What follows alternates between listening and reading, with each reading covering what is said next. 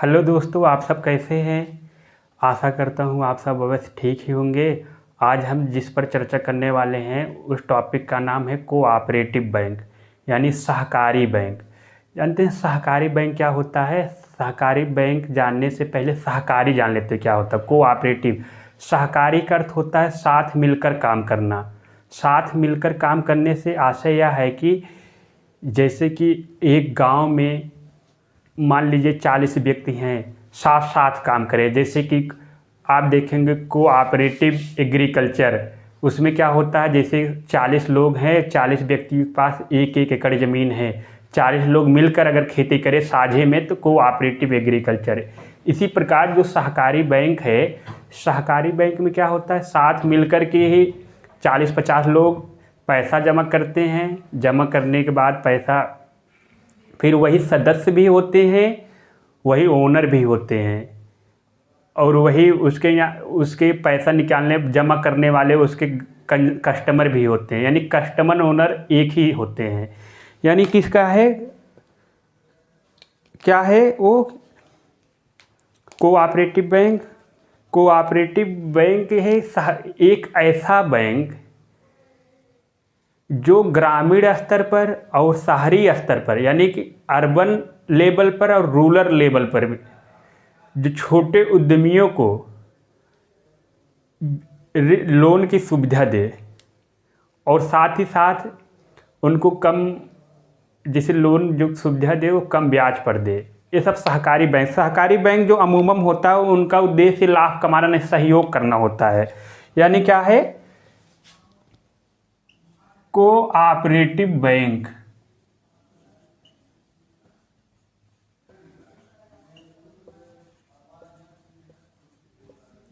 Cooperative bank क्या है। प्रश्न ये उठता है क्या है कोऑपरेटिव बैंक।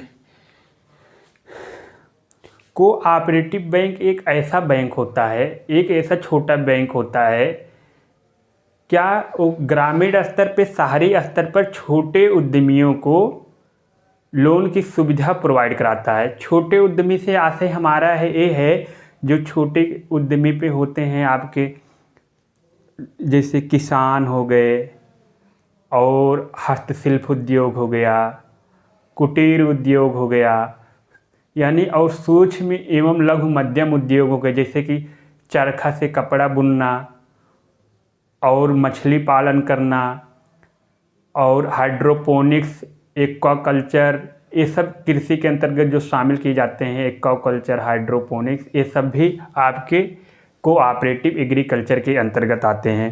यानी पहले नंबर क्या है, यानी कि एक ऐसा बैंक यानी छोटे उद्यमी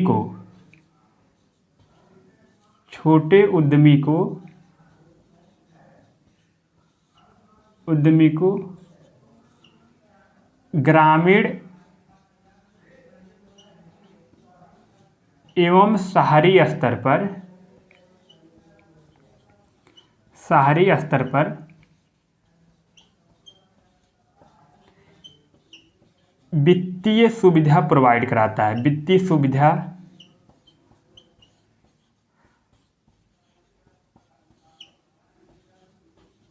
देता है।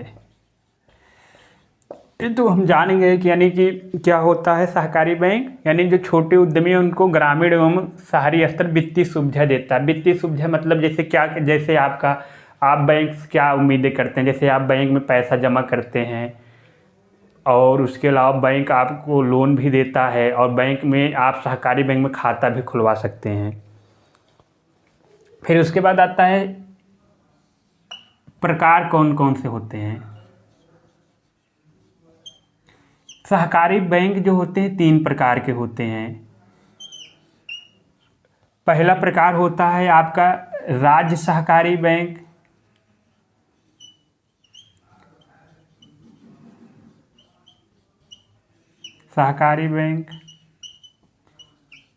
और दूसरा होता है आपका केंद्रीय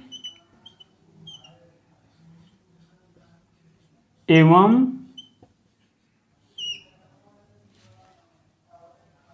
इसको केंद्रीय सहकारी बैंक भी बोलते हैं, केंद्रीय या जिला सहकारी बैंक, जिला सहकारी बैंक,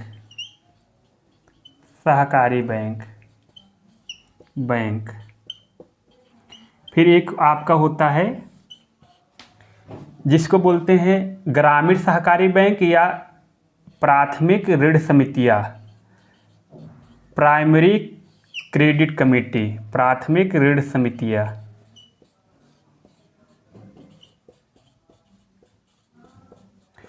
प्राथमिक ऋण समिति। देखिए राज्य सहकारी बैंक क्या होता है, राज्य सहकारी बैंक जो होता है, केंद्रीय सहकारी बैंक प्राथमिक ऋण जो समितियां हैं इनको लोन की सुविधा प्रोवाइड कराता है, साथ ही साथ इनको साख सृजन में भी मदद करता है। ये राज्य सहकारी बैंक, राज्य सहकारी बैंक केंद्रीय सहकारी बैंक पैसा देता है और उसके बाद प्राथमिक केंद्रीय सहकारी बैंक प्राथमिक ऋण समितियों को देता है। आपके मन में प्रश्न आता होगा जैसे कमर्शियल बैंक होते हैं वो तो लोन पा जाते होंगे आरबीआई से, तो इनमें जो लोन की सुविधा होती है राज्य सहकारी बैंक ले सकता है लोन आरबीआई से, लेकिन जो केंद्रीय होगा राज्य से लेगा, प्राथमिक से केंद्रीय या जिला सहकारी बैंक से। अगर इसका एक हायरार्की बनाया जाए, आप देखेंगे इसका हायरार्की इस टाइप बनेगा। इस पे होगा आपका स्टेट कोऑपरेटिव बैंक, एससीओ आपका, फिर उसके बाद डिस्ट्रिक्ट यानी कि डीसीओ, फिर उसके बाद आपका प्राथमिक ऋण समितियाँ, प्राइमरी क्रेडिट कमेटी, पीसीसी।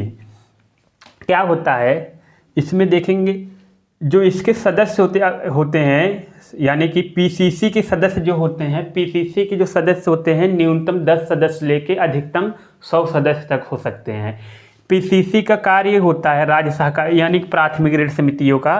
प्राथमिक ऋण समितियाँ जो होती हैं वो गाँव में साख सृजन उनका काम होता है। जो गांव में है, जैसे कि किसी किसान को आलू बोना हुआ, आलू बोने के लिए उसके पास पैसे नहीं हैं आलू खरीदने के लिए उस आलू का बीज, तो पैसा लोन की सुविधा देती। छोटे छोटे काम होंगे, जैसे मान ले अब गेहूँ तैयार होने वाला है, गेहूँ मगर यूरिया की आवश्यकता पड़ेगी, अब यूरिया के लिए उसके पास पैसा नहीं है, प्राथमिक ऋण समितिया से आप जाकर ले सकते हैं।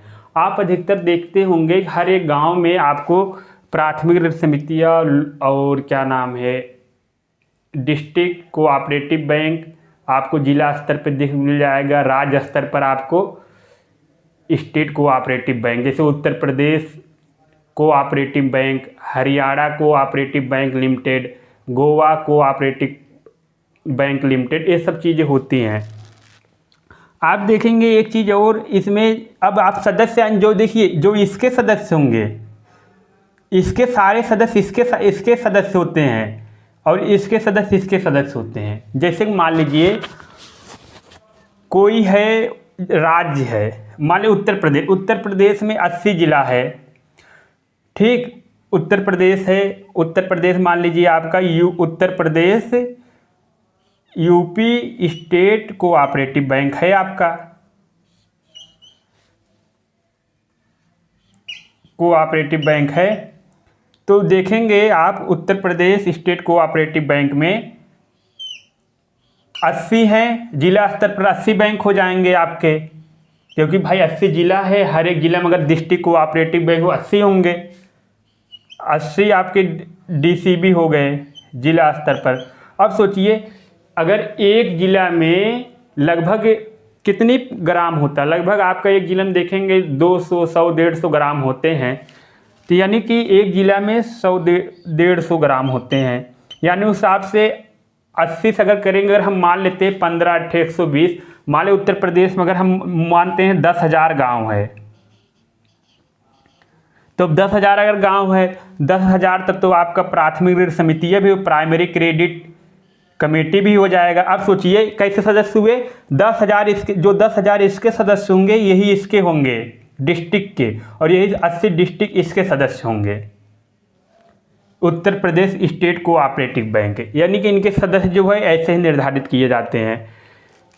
फिर जो आपका ये सारे बैंक हैं, फिर इसका ये जो क्या नाम है, इसका उद्देश्य क्या होता है भाई? उद्देश्य,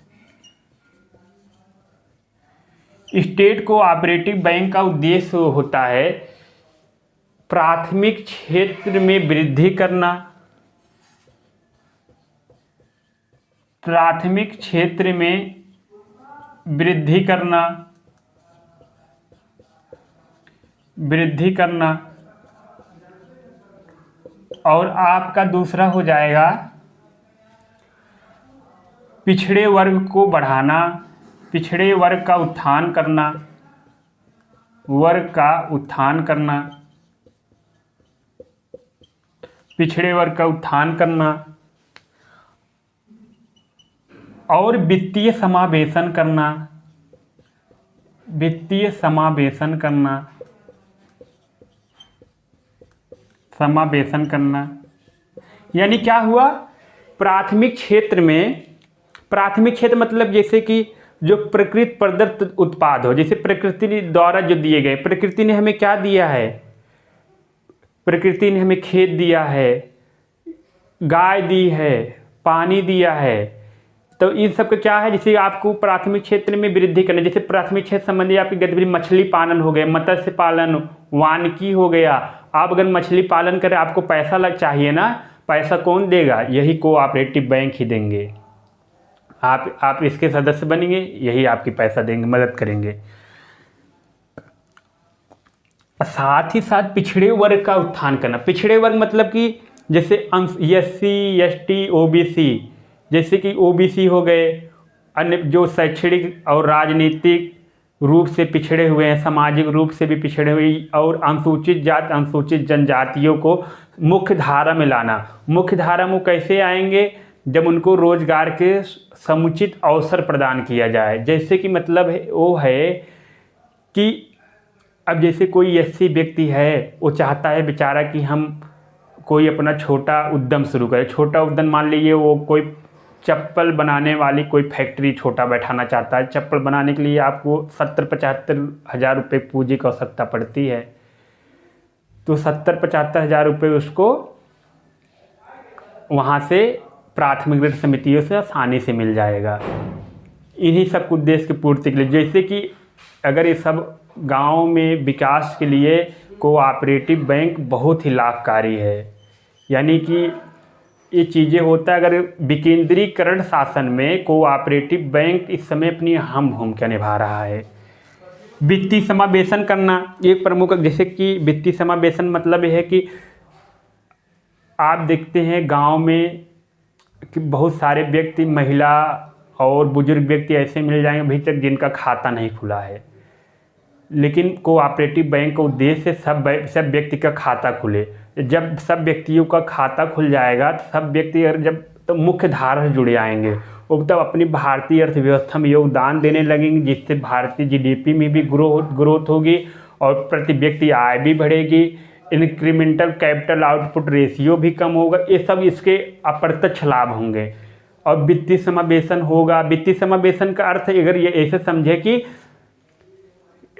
जो बुजुर्ग यानी कि महिलाओं को महिलाओं और पुरुषों को बैंक सिस्टम से जोड़ना, क्योंकि वित्तीय सेवाएं उनको मुहैया कराना, जैसे उनका खाता खुलेंगे वो लोन पाएंगे, और साथ ही साथ जो पैसे कमाते हैं गरीब व्यक्ति तो अपनी बचत को बैंक में जमा कर पाएंगे, क्योंकि बैंक उनकी बचत सुरक्षित रहेगी, उस पर उनको कुछ % ब्याज भी मिलेगा, और साथ ही FD भी कर पाएंगे।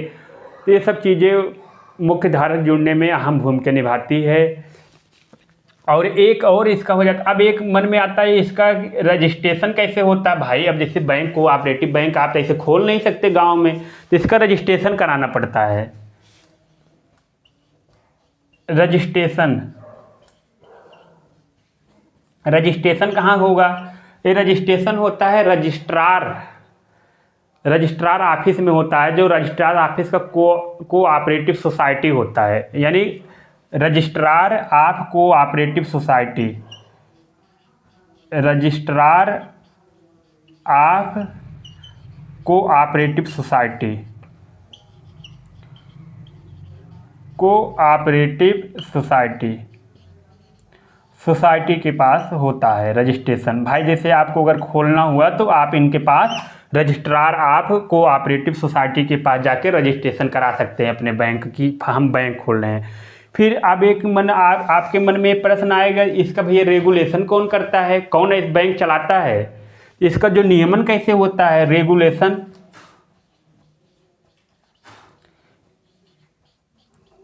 रेगुलेशन इसका ऐसे होता है, स्टेट गवर्नमेंट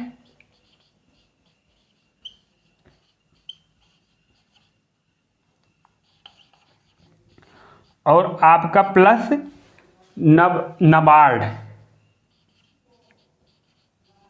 नबार्ड भी हेल्प करता है, national bank for agriculture rural and development, ये भी सहयोग करता है। नबार्ड देखिए सहायता करता है जो कोऑपरेटिव बैंक है, लेकिन नाबार्ड की मदद कौन करता है, आरबीआई करता है। आप देखेंगे अप्रत्यक्ष रूप से कोऑपरेटिव बैंक आरबीआई से अटैच है, क्योंकि देखिए आरबीआई नाबार्ड को पैसा देता है, नाबार्ड इनको पैसा देता है बस।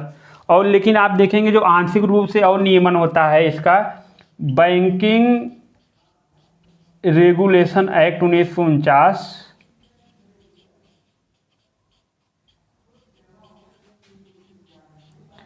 1949 और एक अधिनियम है बैंकिंग लॉ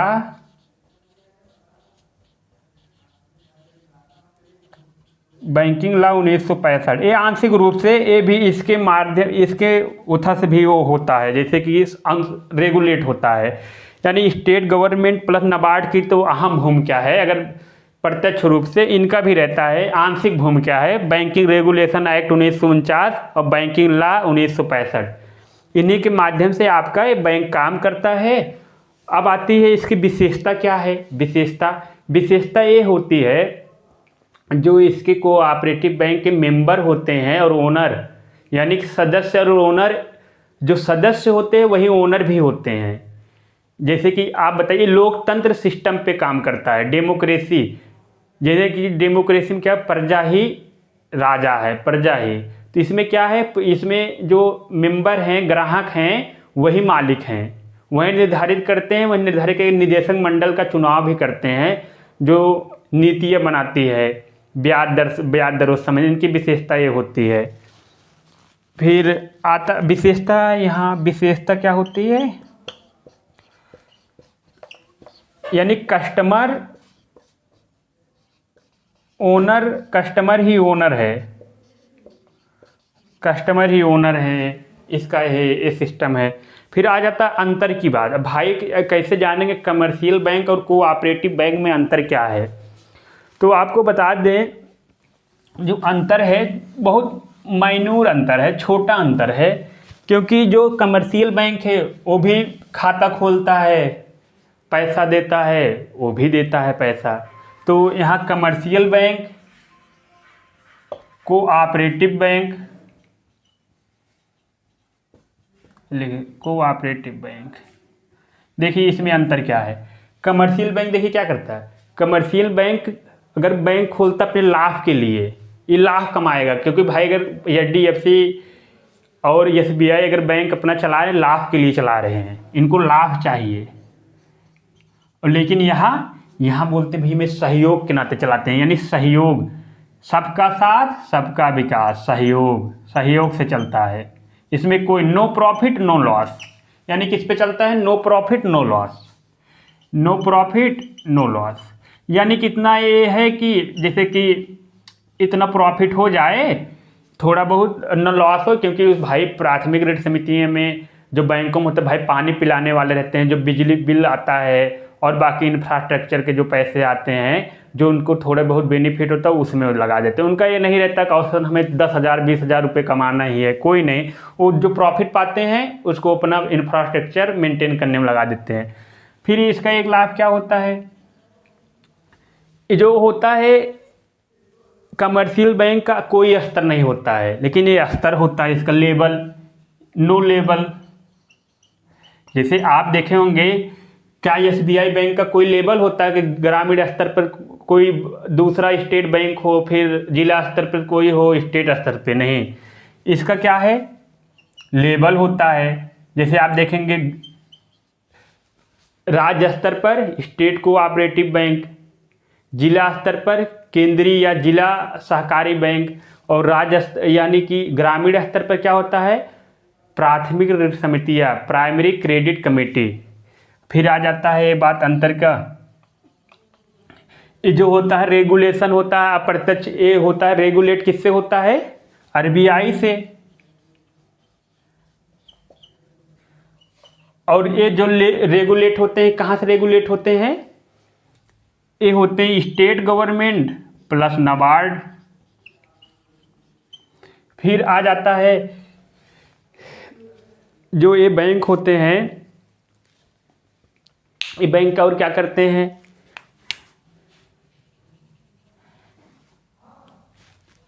ये करते हैं कि जो बेनिफिट है, बेनिफिट कमाते हैं, साथ ही अपना शाखा विस्तार भी करते हैं। यानी कि शाखा विस्तार किस स्तर पर करते हैं, भारत के स्तर पर। इनकी विदेशों में शाखाएं हो सकती है, लेकिन इनकी विदेशों में कोई शाखाएं नहीं होती है। इनका सीमित है, भूमिका इनकी सीमित है, इनकी असीमित है। एक पूरे अखिल इंडिया अखिल भारत का असीमित है, लेकिन ये सीमित है।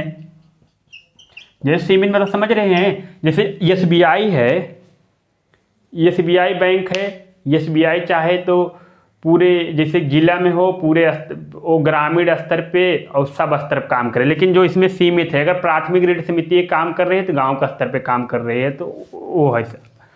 और साथ ही साथ एक अंतर यह भी है, जो इसके सदस्य होते हैं, इसके जो कमर्शियल बैंक के जो सदस्य चुने जाते हैं, बैंक बोर्ड ब्यूरो चुनता है, बैंक बोर्ड ब्यूरो चुनता है।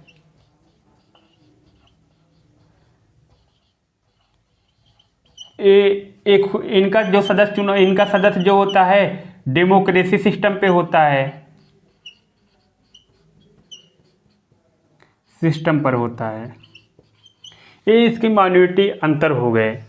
यानी कि देखो कमर्शियल बैंक का एक ही काम है, लाभ कमाना। आप देखेंगे SBI bank, HDFC, Kotak Mahindra, axis, इनका है बेनिफिट कमाना। कोऑपरेटिव है नहीं भाई, नो प्रॉफिट नो लॉस, हम सहयोग पे चलेंगे क्योंकि हमारा यही उद्देश्य है।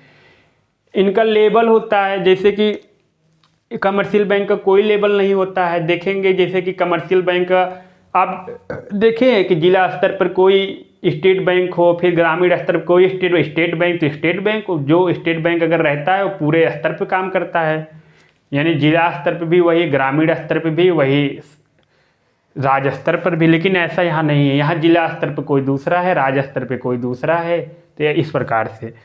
और यहाँ आरबीआई जो है कमर्शियल बैंक को रेगुलेट करता है, यानी कि, और यहाँ करता है state government plus NABARD. Loan उनकी सुविधा सब आरबीआई से मिलती है, लेकिन इसमें जो है लोन की सुविधा इसको आरबीआई से खाली उसको ही मिलती है, स्टेट कोऑपरेटिव बैंक को। इनकी असीमित है, यानी कि आप इनके एक बैंक में जा कर के, जैसे कि आप पैसा, जैसे कि एसबीआई का आप मेंबर हैं, तो आप एसबीआई मेंबर हैं, अगर आप दिल्ली में रहते हैं, अगर आप इलाहाबाद आए तो एसबीआई में जाकर अपनी आप उसकी जो है सुविधा उठा सकते हैं।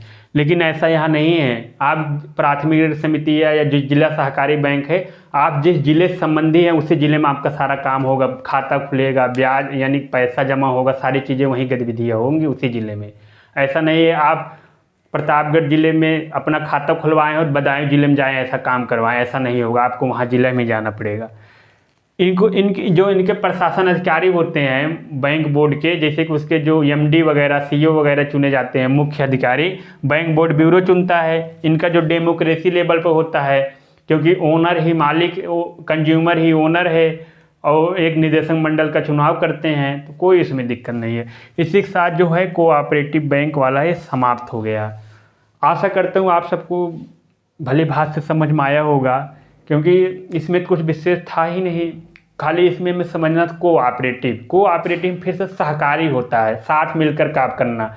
यानी कि आपको फिर से बता, जैसे एक गांव हो, गांव में अगर आपके 100 सदस्य हों, अब उनको बैंकों का अभाव हो रहा है यार, वहाँ बैंकिंग सिस्टम गांव में है नहीं, कई गांव होते हैं वहाँ बैंकिंग सिस्टम नहीं, तो क्या बोले सब लोग, बोले भैया ऐसे करो, तो हम आप सब 1,000 रुपये दीजिए, 100 लोग हैं। अभी अगर 100 लोग 1,000 रुपये देंगे कितना हो जाएगा, लगभग एक कितना कितना हो जाएगा, लगभग 10 लाख रुपए लगभग हो जाएगा। अब सोचिए, अब सोचिए 100 लोग इतना पैसा दे रहे हैं, तब वही क्या करेंगे, जब उनका हो गया वो जाके रजिस्ट्रेशन कर लेंगे। रजिस्ट्रेशन कहाँ करेंगे?